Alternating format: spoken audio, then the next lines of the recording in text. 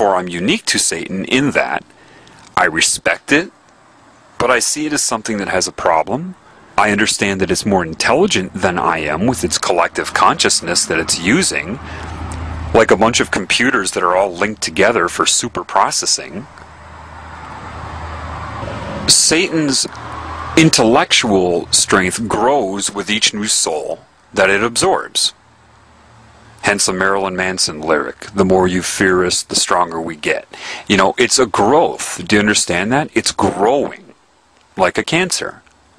So I understand that it's over my head, and it understands that I understand that.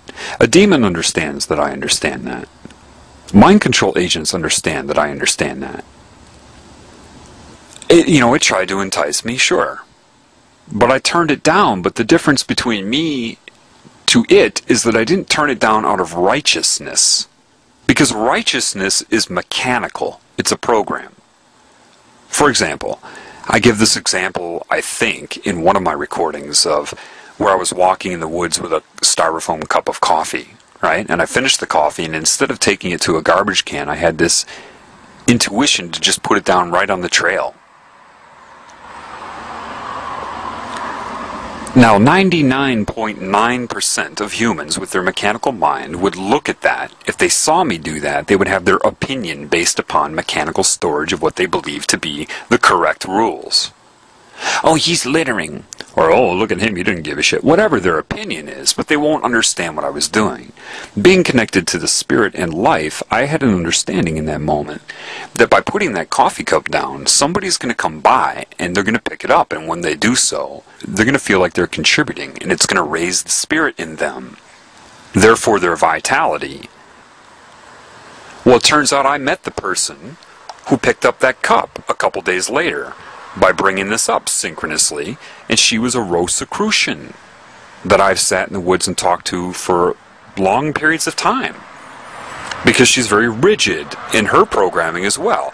Do you understand that Satanists get the same programming that Christians do? It's just a different programming. Satan either wants you to give yourself to it or sell yourself to it. It doesn't care what your experience is and your illusion.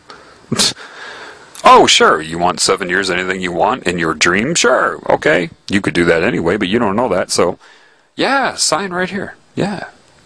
Or accept its judgment as God.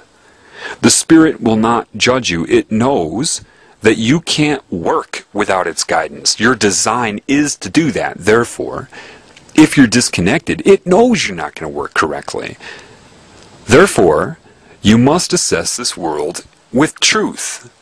You must dismantle your belief systems, or be as a child, meaning pre-programming. That's part of what entering heaven as a child means. Pre-indoctrination. You have to be honest with yourself about this world. Let me ask you a question. What sane mind would create something like a mosquito, a tapeworm, a wood tick? There's no reason for that. It doesn't make any sense.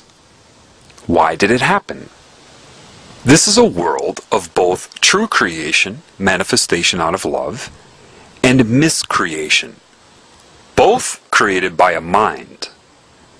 But if the mind is not commanded by spirit and or love, the larger picture, then it's just math, because the mind is math. And if it doesn't have the correct guidance, then it's only mathematical probability. Do you understand that? Meaning you could take a knife and cut your hand off right now, but you're not doing that, are you?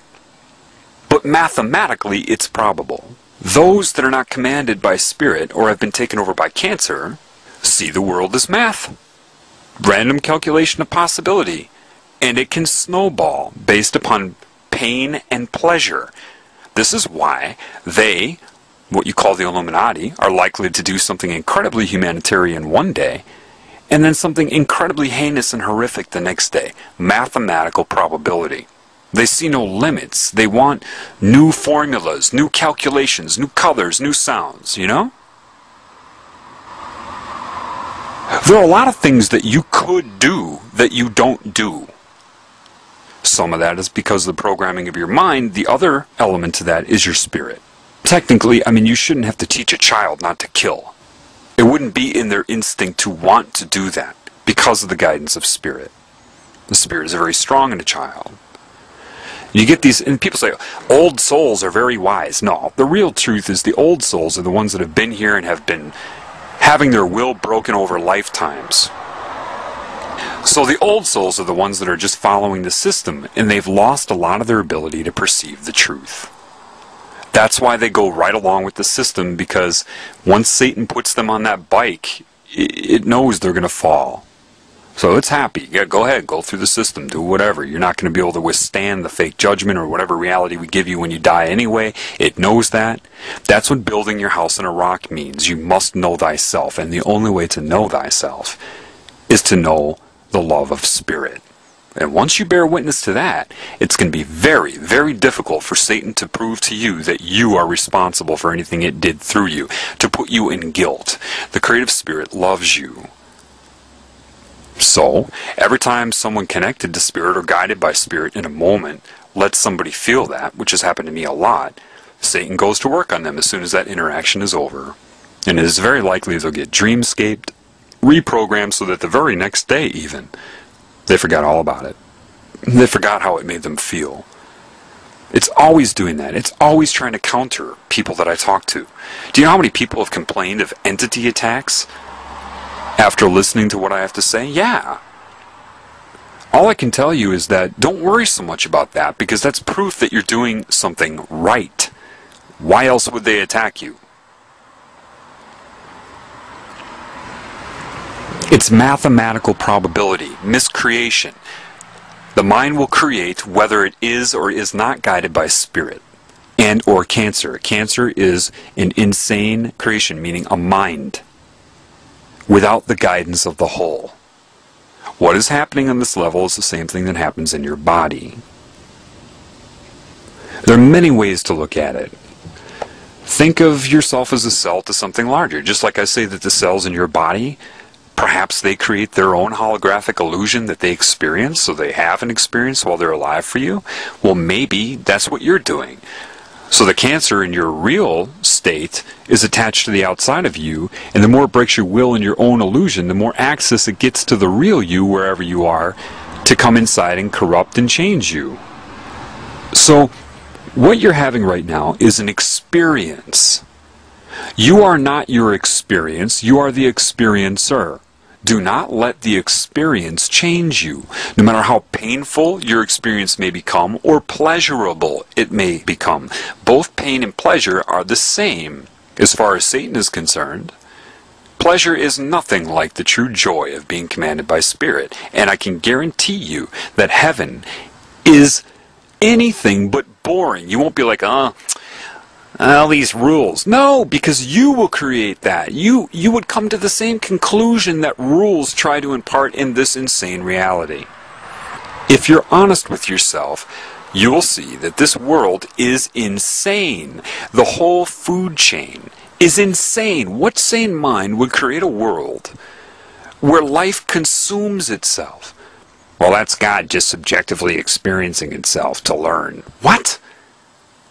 How many times does God have to be a child that gets sacrificed and raped before God gets it? No, that isn't what it is. There's only one truth.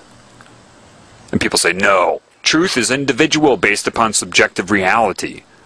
No, it isn't. But insanity is individual, so congratulations. There's variability in everybody's perception. That should tell you something. Nobody has it right.